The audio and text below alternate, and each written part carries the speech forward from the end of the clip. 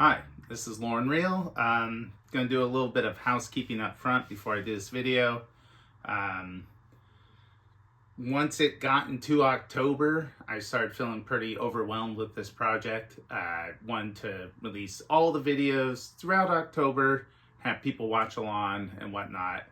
And the amount of work I wanted to put into them and the certain aspects I wanted to do started adding up, Plus the weekends, we like to do a lot of activities with our kids during the week. We're very busy, and I wanted to cancel the project. But I'm still going to release the reviews for Nightmare on Elm Street and years following, whatever other horror franchise I do.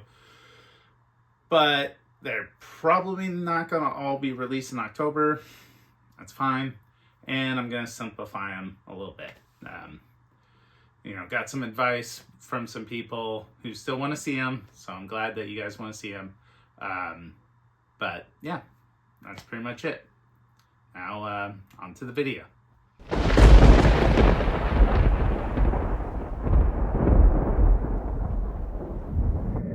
Welcome back to Real Scary Movies. I'm Lauren Real.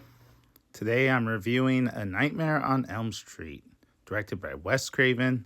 Came out in 1984. Although this is my first time seeing A Nightmare on Elm Street, I kind of already knew where the story and plot were going. Freddy Krueger is such a huge pop culture horror icon. Not to mention already seeing Freddy vs. Jason. When I watched all the Jason movies, I understood the concept of him being a ghost, I guess is what you would call him, of a serial killer that can enter people's nightmares and kill them in their dreams, which in turn kills them in real life. It's a very cool concept, and I really like it compared to the other serial killers that you see out there in horror movies. I really think they nailed down what it's like to try to be running from someone in your nightmares. If you've ever had a dream where someone's trying to capture you or you're trying to fight against them, it can feel very hopeless. And the fact that Freddy basically has unlimited power. But to break it down simply, it's a bunch of teenagers being killed by a serial killer. The classic formula. The twist being that, he kills them in their dreams.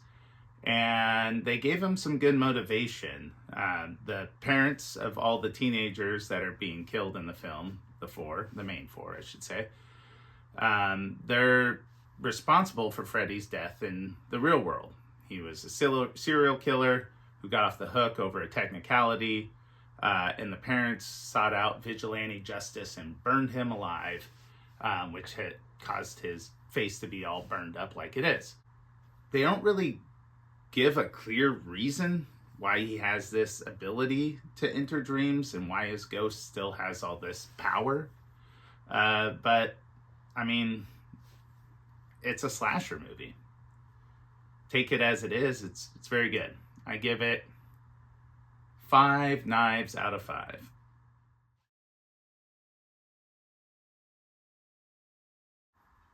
Before talking more about Freddy Krueger, I want to talk about Nancy, the main protagonist of the film. I think they did a great job with her. She seems very kind of meek and mousy towards the beginning, and towards the end as she becomes more sleep deprived and more just sick of Freddy Krueger and wanting to actually get rid of him, she becomes kind of a badass, really takes charge and sets up booby traps as she tries to pull Freddy out of her dream to kill him in the real world. She's not going to be a victim. She takes the steps to actually try to fight back. It's also fun to see a young Johnny Depp who plays Glenn, her boyfriend. And I like in the beginning of the film where they kind of make you think that Tina is actually going to be the main character before she becomes the first victim. Now back to Freddy Krueger himself. They just set him up right off the bat. It wasn't until the third movie in the Jason franchise until he actually got his hockey mask. For Freddy Krueger, he's got the hat, he's got the sweater, he's got the claws, he's got the burn face, he's got the attitude.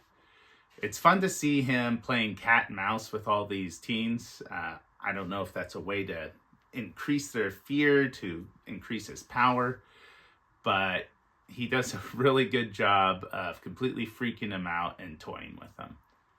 And as far as just a mute, always walking forward, sort of intimidating killer that you get in Michael Myers or Jason Voorhees, he's a bit of a breath of fresh air when it comes to actually having character in your killer.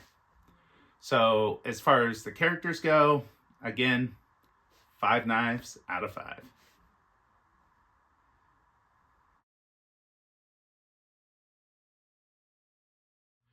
Like I mentioned, the movie came out in 1984 and the effects are awesome. And all the dream landscapes are able to do all sorts of fun stuff. Freddy cutting off his own fingers, his face getting ripped off, his arms getting extended real long.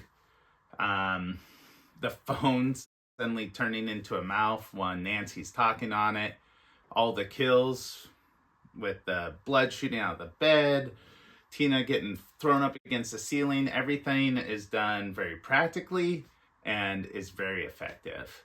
Not much more to say other than that. So again, another 5 knives out of 5.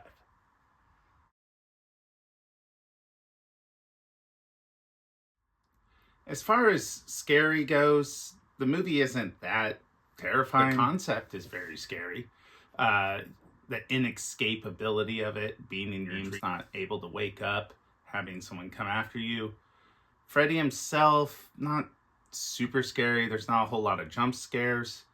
If you don't like the sound of metal being scraped on things, which irritates me, that will get under your skin a bit. But honestly, not all that terrifying, but a good slasher nonetheless. So as far as scary goes, I would give it probably 3 knives out of 5.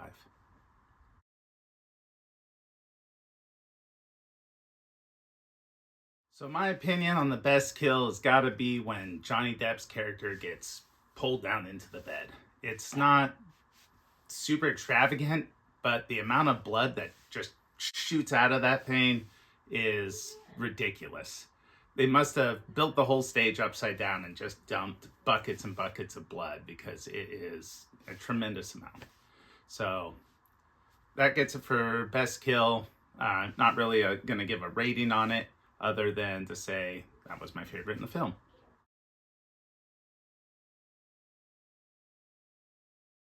So obviously spoilers at this point for the end of A Nightmare on Elm Street. Basically, Tina finds out that she can pull stuff out of the dream world into the real world, and her plan is to pull Freddy Krueger into the real world.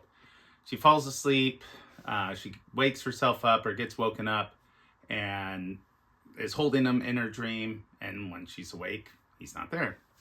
Or at least it seems like he's not, until he finally pops up.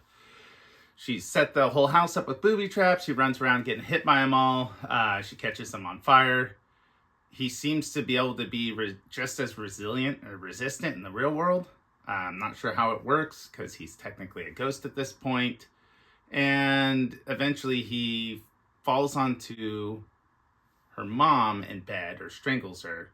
And they put out the fire and he sinks into the bed and she's dead. He then comes after Nancy, who turns her back on him and basically takes away his power, and he dissolves. And that's what we're supposed to assume happens to him. But then at the very end, you go into another dream sequence where Nancy's getting in her car with friends. They're driving off. The roof comes up. It's got Freddy Krueger's striped colors on the roof. And then it goes back to her mom getting pulled through the door.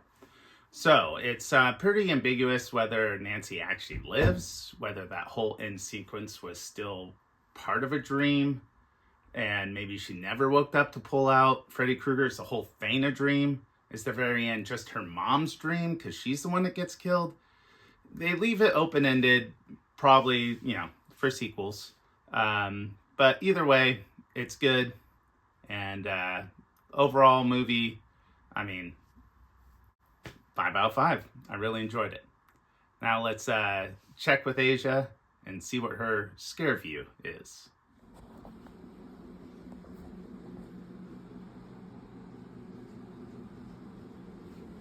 Asia! Jesus Christ. What do you give the first Nightmare on Elm Street out of 10? I hate this. I don't. The first one, I'd say a 8. Okay.